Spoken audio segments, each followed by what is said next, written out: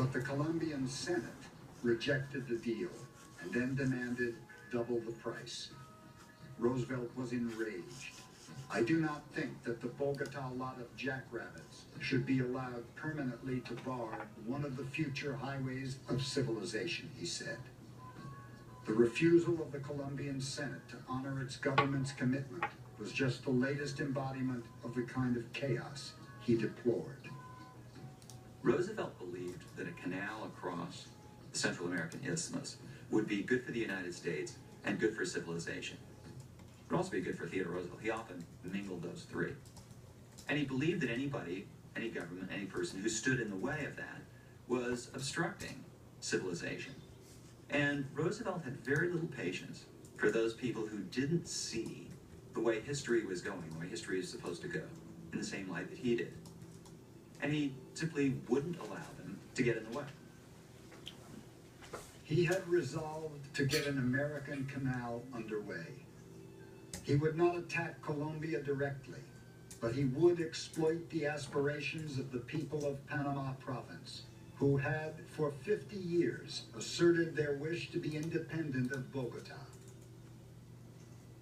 Roosevelt agreed to meet with Philippe Bunau Varilla, a lobbyist for the French canal builders, who was in touch with rebels already eager to rise against Colombian rule. It was a delicate conversation. What did the Frenchman think was going to happen in Panama Province? Mr. President, his visitor said, a revolution. Roosevelt was careful to say nothing about how the United States might respond. His silence spoke volumes.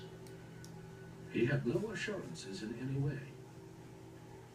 But he is a very able fellow, and it was his business to find out what he thought our government would do. I have no doubt that he was able to make a very accurate guess and to advise his people accordingly.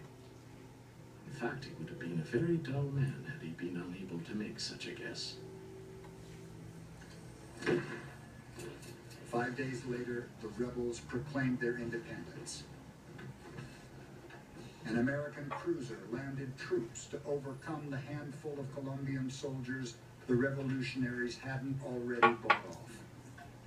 It was all over within 72 hours. The president was presiding at a cabinet meeting at 11:35 on the morning of November 6, 1903, when a messenger brought him the happy news. By the time lunch was served, the United States had recognized the brand new Republic of Panama. The people of the Isthmus, Roosevelt would claim, rose literally as one man. Yes, said a Senate critic, and that man was Roosevelt.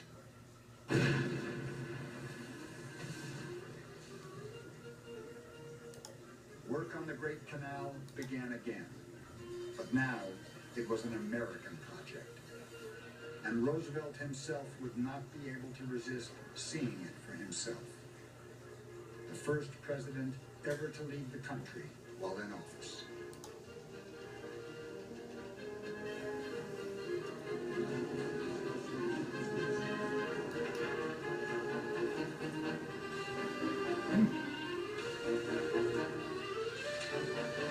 The Panama Canal is one of the great achievements of the human race. I mean, just a stupendous achievement, wonderfully conceived, brilliantly executed, with all kinds of ancillary benefits, conquest of disease and other things.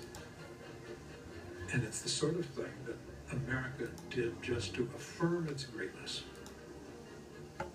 It's better to do it that way than conquering other people. This was a wholly beneficial addition. Now we did get the land for the Panama Canal by a not too salubrious deal with certain Central American countries. But as was said at the time of the Panama Canal Treaty, we stole it fair and square. I took the canal zone and let Congress debate. And while the debate goes on, the canal does too. And now, instead of discussing the canal before it was built, which would have been harmful, they merely discuss me. A discussion which I regard with benign interest.